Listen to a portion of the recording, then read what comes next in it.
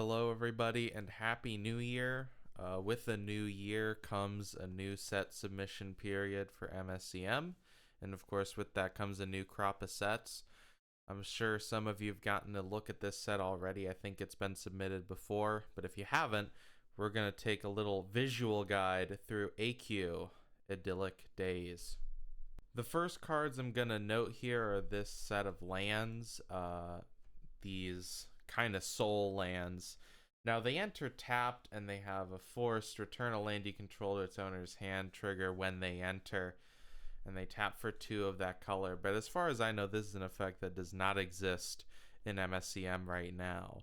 So I'm interested to see, maybe there's probably some way to break these to get a lot of value out of these. It's about as balanced as I think you can make a soul land. They're tapped, they force a bounce, but it's the same as like a Lotus Field or something like that. I'm sure people will find a way around this and try and get as much value out of these as they humanly can. Now, going roughly in color order, we're going to go into white. We have Victim of Boredom here. This card is a 1 mana 2/1 with the ability Other Permanents Enter Tapped. Now, I think depending on the matchup, a card that makes all of the cards on the board enter the battlefield tapped could cause a lot of harm. I know that there's some creature-y decks that would really be hurt by this, certain types of burn builds, stuff like that. Any deck that's trying to really play fast would really get hurt by this. And I'm interested to see if anyone can build a deck around this idea and make it work really efficiently in a shell.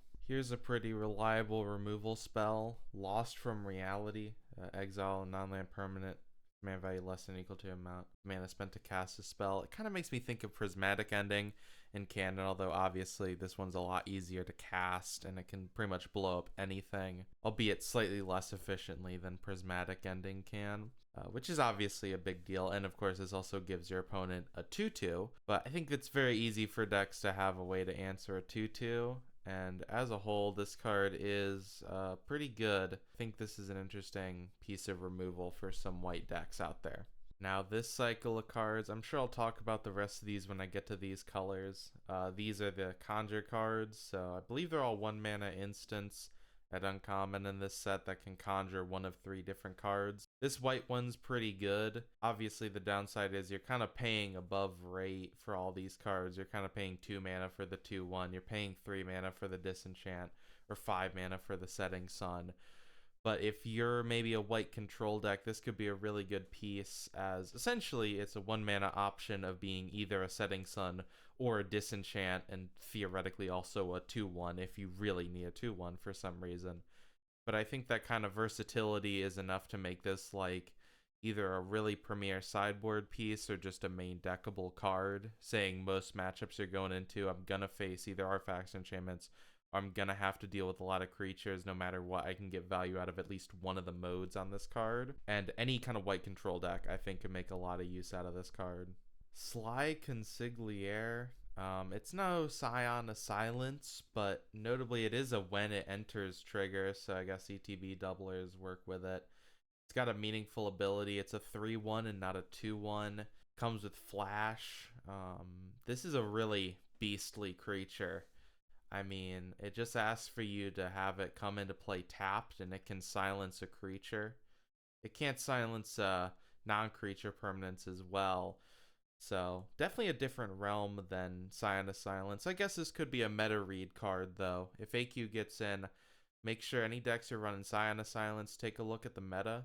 If there's a lot of creature abilities, absolutely this is a powerful piece. I think the reality is just creatures, oftentimes you can just remove them in comparison to artifacts or enchantments, but for the body you're getting to, and the fact that's also going to drain your opponent's permanents of Hexproof and Ward, I think there's a lot of value you can get out of this card incidentally that will make it a worthwhile piece, even though it's not going to get rid of non-creature permanence abilities. I'm a little nervous of this card just because it's a 4 mana 4/4 that doesn't necessarily do a lot when it enters. But I think it's really easy for decks to make a lot of clue tokens with cards like Prying Inquiry and other effects that just incidentally investigate. And with that out, it's very easy to turn, or maybe like a Wheat from Chaff. It's very easy to turn your non-creature spells into giant beast makers. This card alone basically constitutes a whole win condition on the board. I could definitely see a more controlling deck with this as its win con, because it really forces you, if you can't answer it immediately, even if you can answer it, if your opponent has an answer for your answer, they can get incidental value off of it. This card, with a piece of protection backing it, is going to be one of the scariest plays in the format, I think, if this set gets in. There's a pair of cards here I want to cover. Shiroyuki, the Every Girl, has whenever you conjure one more cards, it gets a loyalty counter. And that -6 ability, we talked about Inspiring Idol. This is basically that same effect, but you can't even interact with it at all. There's a lot of incidental conjure in this game. I mean, think about Maze Collection Codexes conjure their contents. Fatigues, a very common mechanic. Of course, Pact of the Moon recently had to get nerfed. That's a card that conjures. I think conjuring is really more common, and especially if this set gets in, we're going to see a lot of good cards that conjure entering the format. And this Planeswalker could be the center of a really good deck if it's able to thrive in a format with this set in it. And the other card is Extraplanar Explorer. I haven't taken stock of all the conjuring cards into hand effects, but again, there's a decent chunk of cards that can conjure already in the format. A lot of them don't conjure into hand, sadly. I think that's a mechanic that's mostly limited to this set, but I think it's just to note that this is a mechanic that is already in MSEM and that a lot of cards support, and that you can make really good use out of. This is a good body too, a 1/3, prowess, pretty good card. I don't know if Legends wants a 1-mana creature in blue that also has some other random tech. I guess you could run this card in place of like one of your Emperor's Retainers or whatever that card is called. It's an 0/2, which is a pretty big downside, I think, maybe for that deck. But if there's any cards that maybe incidentally like have stardom that are any good, or that can become legendary, I mean, 1 mana is always a good mana value for a card to be if it wants to see play. So this could see a slot in maybe a legend deck that comes around with this set. We talked about conjuring earlier. Protection from snow isn't really meaningful. I don't think it is, but again, we talked about how easy conjuring is. This can become a really big threat really easily. Just get a lot of incidental counters. And while it doesn't have any keywords, it still represents a really beastly creature in combat.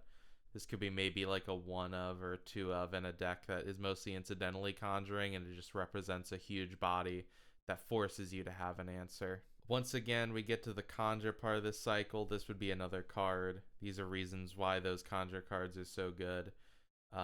This is one of my personal favorite cycles in the set. We already talked about this. Again, any blue-white control deck, any blue control deck at all would love this. Unsummon, not a great card, but not bad. It can be a huge swing when you're trying to close out a game. Concentrate can be a big swing when you just need to refill your hand. And then, of course, you have a creature, too, just in case you want to make one. But there's a lot of value that's all stuck onto one card here. And at 1 mana, it's very easy to just throw this out at your opponent's end step and decide what you want to get out of it in the moment. It's really a good cycle all around. Love these designs. Think they'd play great. I know Cash gets a little bit of play in Spirit Script decks. I don't know if this card would be necessarily runnable. It's probably hard to justify a 3 mana 2/4 that doesn't do anything instantly. But Cash is a good card. A 2/4 isn't a horrible body at this price. Maybe this could be like a 2 or a 3 of in a Spirit Script deck that's already running Cash for its own value and is maybe able to generate a little bit of extra value off of this card. I mean, if it sticks once, you're basically getting a free 5th copy of your best card draw card. So, really cool effect, I think. I don't know how good this effect is, but it is a unique effect. There's no card in the game that can actually generate just making a creature tapped like this without additional downside. I think the only one that exists is down here is a Tempting Song, which came out in Blood Like Rivers. But it does tap the creature, which Bird Brain does not. However, it does give the opponent an avenue to untap it which Bird Brain does not give the opponent an avenue to untap it, and it actually gives you a creature too. I don't know if this is necessarily too great, but maybe there's an enchantment deck that floats around with some BTB cards that could make a lot of use out of this. I don't know how good this card is. 4 mana for removal is asking a lot. This is a pretty quick format, but being able to free cast a card from your hand is really nice. I mean, 4 mana sorcery exile target non-land permanent is already above rate for common removal and is honestly not a terrible rate, all things considered. Just depends on the kind of deck this is built around, but there's got to be a deck that has a lot of cards at 3 that can make use of this. I'm thinking like Theocracies and Endless Helpless Souls and stuff like that. There's just a lot of value that you can generate here. Super interesting card, not too expensive, so maybe it could slot in. I think 4 mana is a reasonable top end. At 5 I'd be concerned, but at 4 this could see some real play as a removal piece that also helps you set up. Gravity Defiler, we're moving on to black here. Menace is a keyword that's on a lot of incidentally also good cards. Vein Drinker's Kabbalist, Jara Champion, Olivia Voldaren, Sanguine Chevalier, Kaijo, Ruin Delver, Gripnar. I think it's easier than you might think to get this ability to trigger. Now the question is, of course, we know that Dark Confidant has been too slow for formats like this, but I think the play with this card, especially with Vein Drinker Kabbalist, is actually really interesting. I think it could be really positive for you. And so I think this card will see play in decks like that to generate a little bit of value on top of it. Maybe. I don't really know. I think the Vein Drinker Kabbalist strategies are just poking with Vein Drinker Kabbalist and making the treasures, but this can be another added bit of value on top of that. Note that that is not a combat damage trigger, that's just an attack trigger, so you don't even need a hit in to get that trigger to activate, which is a really nice bonus. Pretty nice board wipe here. Heroes are never late. All creatures get -4/-4 until end turn, and then you get a Planeswalker, an Axiom card with mana value 4 or less. Now, I haven't seen any Axiom cards, or I'm sure I have, I just haven't logged it mentally in my mind. But there's probably a lot of decks. 4 mana is like Lucian the Grifter, it's Simmel. There's a lot of cards there that can kind of change the tide of a game, and especially if you can wipe the board. This might be only a sideboard piece, but I wouldn't be surprised to see a lot of decks running this just as a bit of value as you're wiping the board. Pay maybe 1 extra mana if you can afford to against certain decks that are maybe a little bit slower, and then you're basically set up to win right after you force your opponent to have an answer. You're the one commanding the board. Great way to flip the switch on them, flip the script. Yuri is a really interesting card just because of the fact, I mean, it is giving your opponent cards in hand. It is bad, but it kind of forces your opponent to use them. 3 life is a lot. This card is essentially lightning bolting your opponent every time, or scorching your opponent, I guess I should say, every time they decide to cast a spell without casting their Repose first. Of course, Repose is like not a good card. I mean, we gave you Fatigues in Arcanum Academia, and those were a downside. We just put them in your deck instead of in your hand. So this is a level of card that is not very good. But even then, I mean, there's still some value to be found here. It's a good body, so I think this card will see some play, even though your opponent is getting cards out of it. I think the mechanics on this are really strong. Some decks are going to really struggle to deal with that 3 life a turn, essentially. It's another Conjure 1 of 3 cards card, and it's another one I really like. The choices here are Exeunt, Night's Whisper, Redemption. Now, Redemption probably is the worst of these, but this is the first one of this cycle where I do think I could see a player reasonably using any one of the 3 options here. Exeunt has always been fringe playable. Obviously, spending 2 mana for it feels bad, but at least it's spread out. Night's Whisper is a good card draw option if you need it. And then, of course, Redemption can be a reanimation spell. It can get back a creature only from your graveyard, so you can't use it to snatch an opponent's beastie, but Still, it's an option that you might want to use if it's really late in a game and you're just desperate for something to use. Um, but once again, I really like this cycle of cards in terms of the versatility. I think any deck that likes to play on the opponent's turn will appreciate having these cards somewhere near their deck. Here's something that might be a funny build around Dream Glass Melody. So for 1 black, each player has to discard a card, and then you get a virtual avatar into your hand, which is just a 2-mana 2/2. But if you exile it and 3 other cards with the same name as it from your graveyard, you can get from your hand, library, or graveyard an avatar permanent card and put it onto the battlefield. Now, his avatars, I mean, here's Wurglerg, the Song of the Universe is here, the Magistrate. There's a lot of really big avatars, obviously the Wardens, Thunderous Avarice, so there's a lot of really good avatars that you can get off of this. Of course, we talked about Spirit Script earlier. That might be a way to get this out, but there's a lot of utility. This is probably just going to be a funny deck, but I do think it's a funny deck, and I do think someone somewhere out there in the world would enjoy building this. Celosia on Burning Wings seems like another pretty good addition to the lineup of red planeswalkers. The +1 activation shouldn't be too hard to trigger for a lot of red decks out there. And the -3 means that it represents an immediate way to remove something, which a lot of great planeswalkers like Lucy and the Grifter or All Enduring Mafua also represent. A type that's also a card draw source, and of course the -7, anything that makes an emblem is pretty good because you can't interact with them. So, able to make an emblem and possibly overpower your opponent pretty easily. I think this card could see some fringe play. Screaming into the Rain is pretty interesting. I am worried about this card being just a little bit too slow. It's a 4-mana enchantment, and all it does when it comes in is just kind of cycles your hand, although it is at least card neutral and not card negative. It lets you draw an additional card. It replaces itself.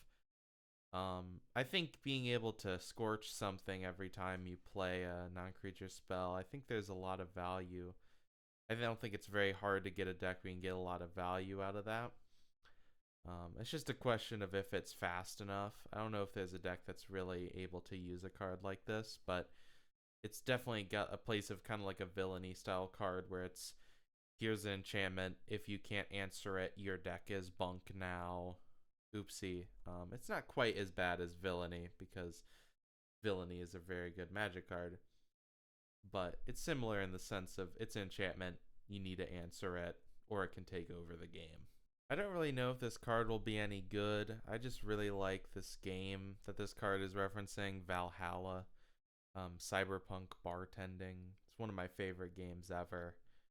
But this card isn't terrible. I mean, it's kind of shades of like, what's the name, Goblin, like Legion War Bosses and Goblin Rabble Master, stuff like that. I don't think the format's really in a state where cards like this are usable, but I think the fact that you can get multiple of them if you've had multiple other humans come in, there might be enough of humans in the format to make a deck where you can play a bunch of humans and actually get a lot of value out of this, and it's even better than a Rabble Master or a Legion War Boss would be. Another 1-mana conjure card, another appearance in this video. This one might be my least favorite of them all, if only because Mischief is just a really bad rate, and Volcanic Dragon's hard to see the use for.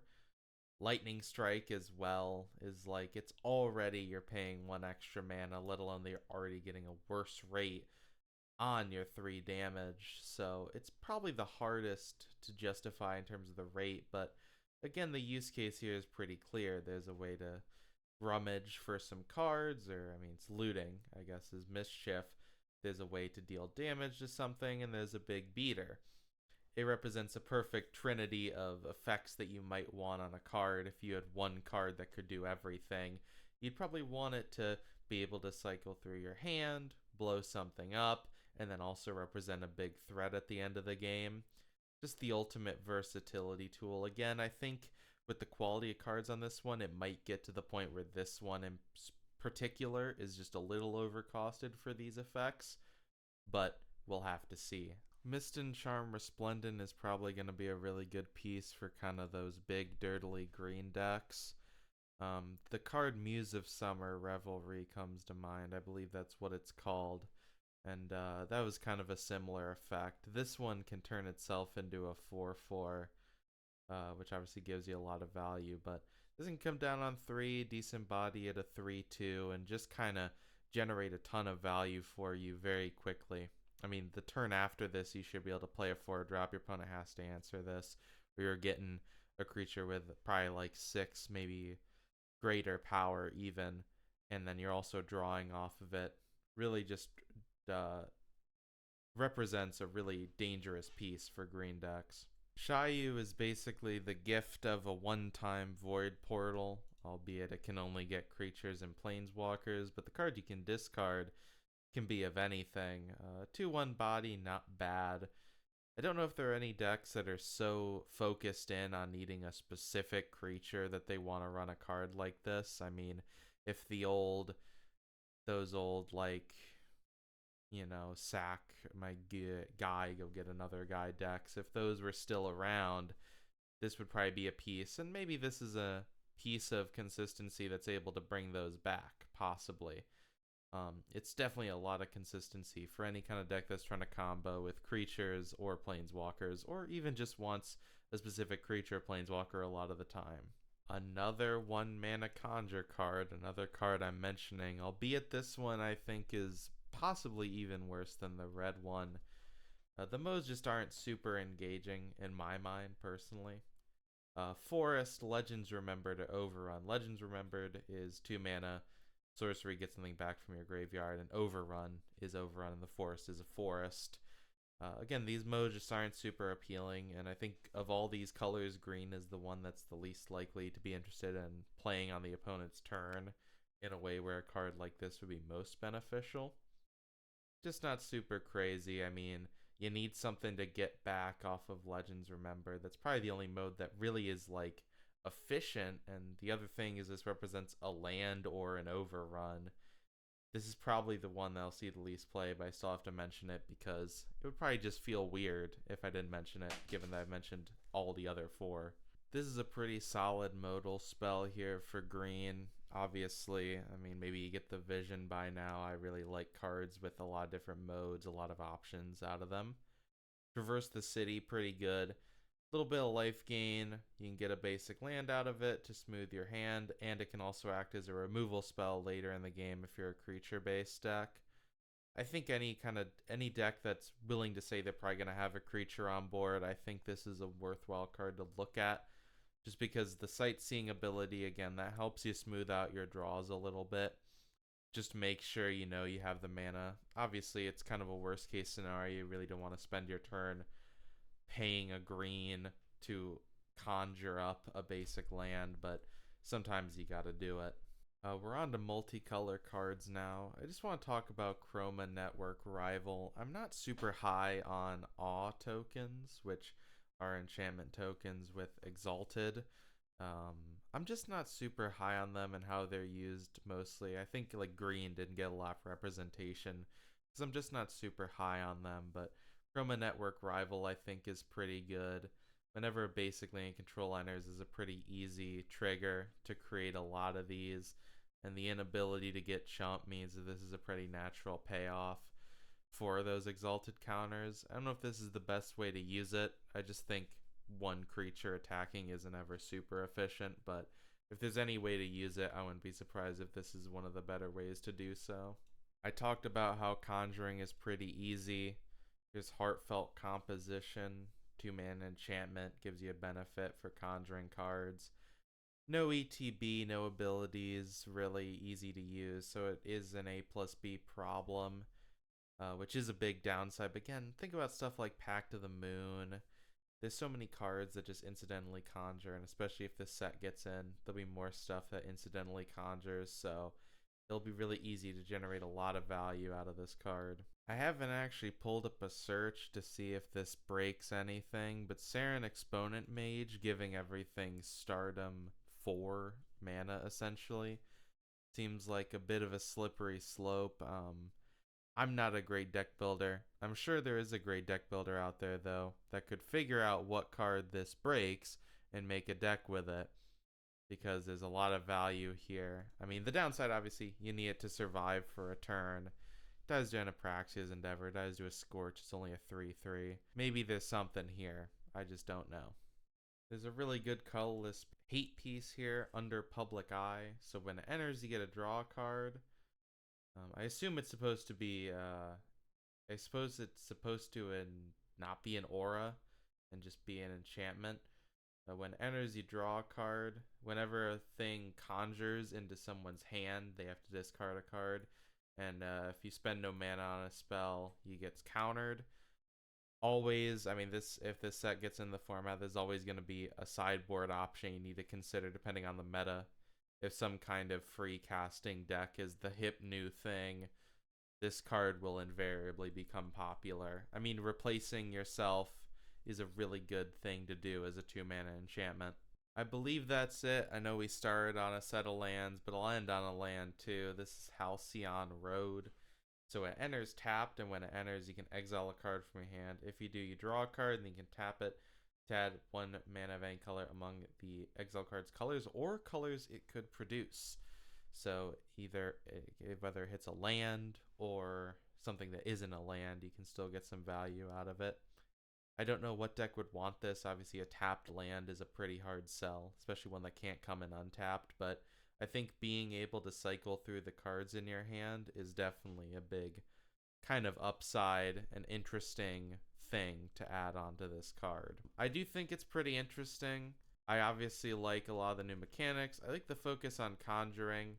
I think that conjuring is a cool mechanic. I think it's a pretty balanced mechanic too, and I'd be excited to see it highlighted more. I know the set has been around the block a couple times, but it really is interesting. I think there's a lot of cool ideas that are presented here. An interesting world is created. And as a whole, none of the cards really jumped out to me as like, this is voraciously overpowered. It all seems pretty about fair in terms of its balance. Just a matter of, we'll see if it gets in. Obviously, I'm not on the council. I don't know. Like I said, it all seems pretty balanced. None of the cards were like, whoa, this is broken. This is absolutely going to see play, although I'm not the best card evaluator. With that, that ends my time here. This has been the set review for Aekyu Idyllic Days. Make sure to doobly-doo and the dingly-dong if you liked this video. Like and subscribe and all that. I might have more coming out in the future days. I might not. I kind of did this on a whim because I couldn't sleep.